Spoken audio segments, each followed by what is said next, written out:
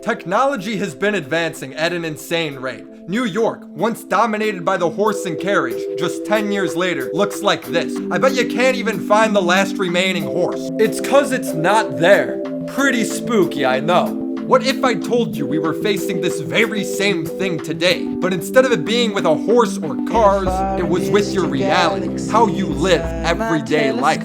This is our new reality. He walks and talks and looks like me. Sits around inside his house from room to room. He moves. Damn it, I had a dramatic intro going and everything. How do you not put yourself in space if you own a green screen? It's impossible. There is a channel that has boomed recently and it revolves fully around VR. The stunt that put Disrupt on the map was he spent a week in virtual reality and live streamed the whole thing. 24 hours, 7 days straight. And it's safe to say that the video was a success. I mean, have you ever seen a graph like this? Overnight success stories on YouTube always interest me, so let's jump into the unique channel known as Disrupt. Time at this point feels like a concept, only a number.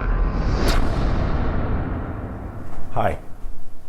For the next week, I'm going to be eating, sleeping, working, and playing in virtual reality.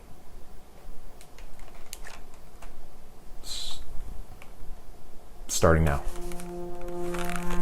I expect this experiment to be a total shit show. You cut to this man in a week, his retinas are burned out of his eye sockets, there's shit on the walls and he's in a coma. But the way he handles it and goes about his day, it is really interesting. Here's how I'll be doing it. I'll shower like this, work like this, exercise like this, and sleep like this. His face must smell atrocious. Dude, if you're wearing that huge VR headset while exercising, you probably reek. Can he even shampoo his hair in the shower with that thing on? Virtual reality is like standing in your living room and going to a new place. Pass-through is being in virtual reality but seeing a low-quality image of your room. I can take 5 seconds to switch headsets. I've also blacked out all my windows so I can't see day or night pass. This is quite possibly the dumbest thing I've ever done, but welcome to a week in the future. Guys, it's only been an hour, and I've already watched so much VR porn. There is cum everywhere. It's in my ears. Can't even wash it off because I can't take a shower properly. Fucking kill me. I can only speculate that's how it went. Unfortunately, this is YouTube in 2019, so Disrupt had to cut all those nitty-gritty details out of his video, just like how YouTube is going to cut monetization out of this video. Oh yeah! Here we go! Here we go! Here we go! Here we go! Here we go! Why? Why?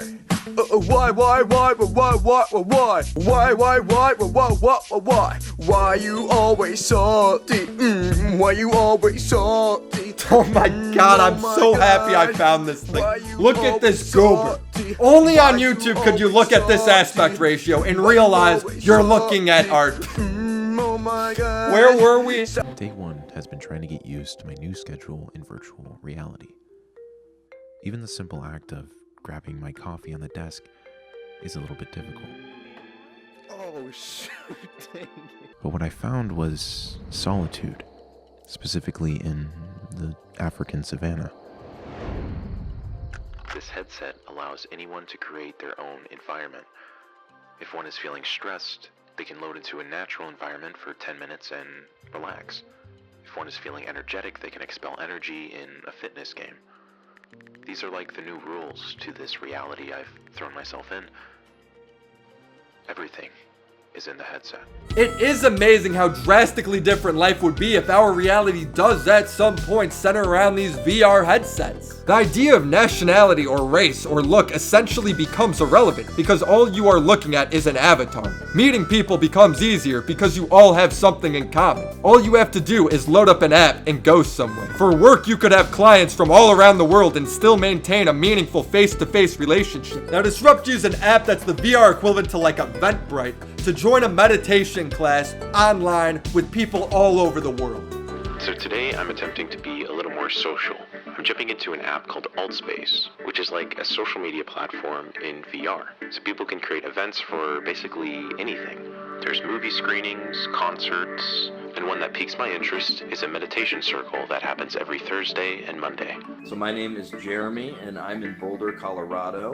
Hey, right on. My name's Jack. I'm in Atlanta, Georgia. Hey, I'm Phil from Germany. My name is Gene and I'm from Massachusetts. Gabby, I'm from Canandaigua, New York. So let's begin by just slowly closing our eyes and taking 3 deep breaths. I instruct to take your breaths in through your nose and out through your mouth.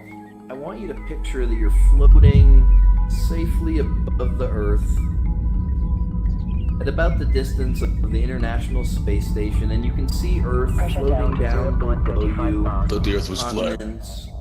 Please keep yourself muted or we're gonna have to move you out. Honestly, I'm surprised the instructor got that far. I expected any VR chat room to be just a more obnoxious version of Discord.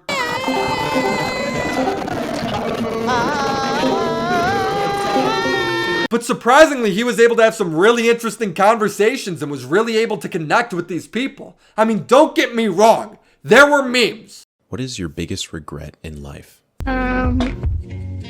Living.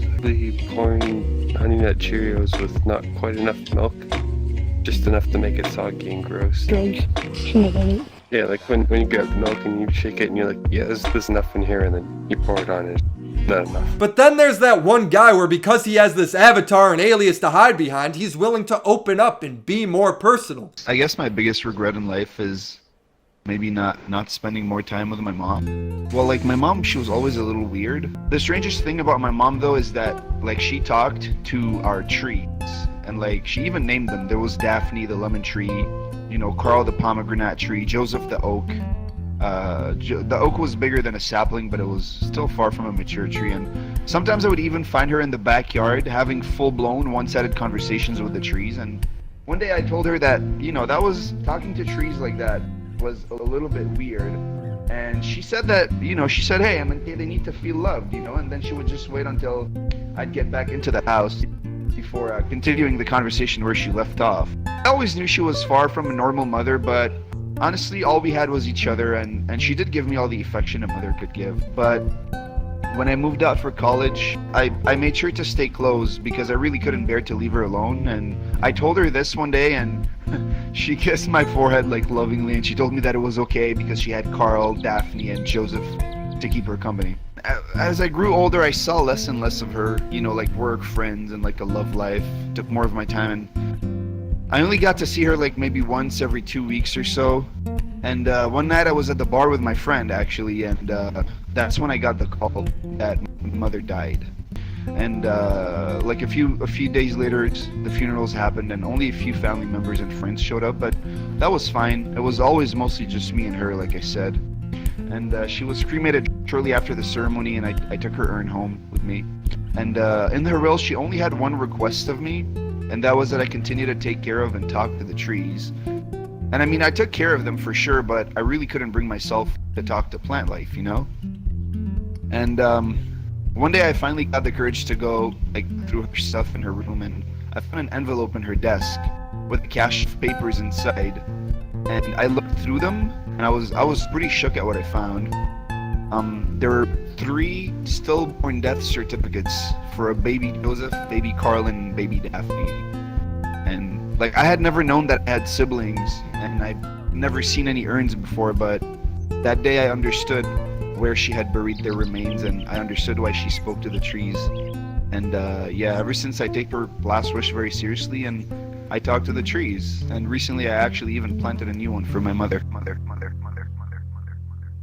Only in VR could a small panda tell you such a heartbreaking story. I don't know whether I should cry or should laugh. I want to show you one more clip, one more heartbreaker. What is your biggest regret in life? Not fucking that thing. I think Disrupt's VR experiment was a massive success, not only for his channel, but allows people that don't have access to this technology to see the social side of it, the future of what something like this could entail.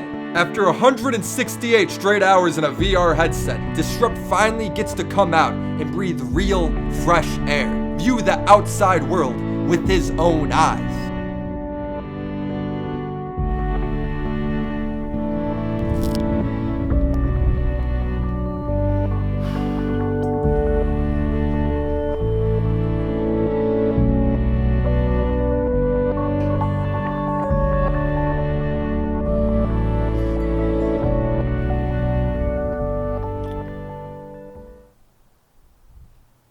is fucking boring. Alright, going back in. I want to take the time and thank Disrupt for making such an amazing and fun video for us to take a look at. 15 million plus views doesn't happen for no reason. Secondly, subscribe. I strapped an Eggo box to my face. If that isn't effort and worth a like and subscribe, nothing is. Nothing is. The road to 10K begins now. Love you guys.